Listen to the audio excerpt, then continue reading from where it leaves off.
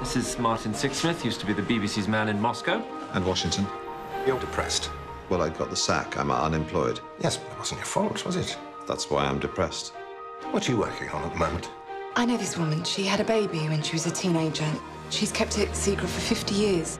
You're talking about the human interest story, and I don't do those. Why not? You think I should do a human interest story?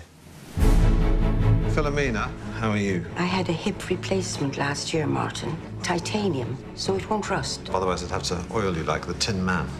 Is that right? Oh, no. He's just joking, Mum. I was going to ask if it'd be possible not to use my real name when you write the story.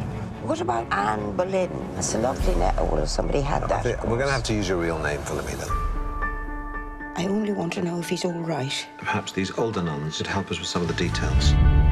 I don't think that's going to be possible.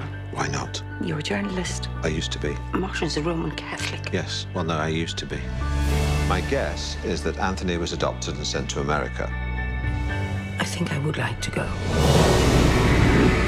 I'd like to know if Anthony ever thought of me. I've thought of him every day. Should we go for a walk? Or we could watch Big Mama's House. It's about a little black man pretending to be a fat black lady. It looked hilarious, Martin.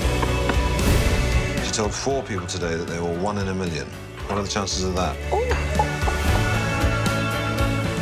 What if he died in Vietnam or lived on the street? Or what if he was obese? What on earth makes you think he'd be obese? Because of the size of the portions. That's my Anthony. I met him. Where? At the White House. Dear God, what was he like? And did you remember anything he said? Hello. Hello. Hello. Might have been hi. Oh, Martin. I did not abandon my child. He was taken from me. She's been looking for him. She's spent her whole life trying to find him.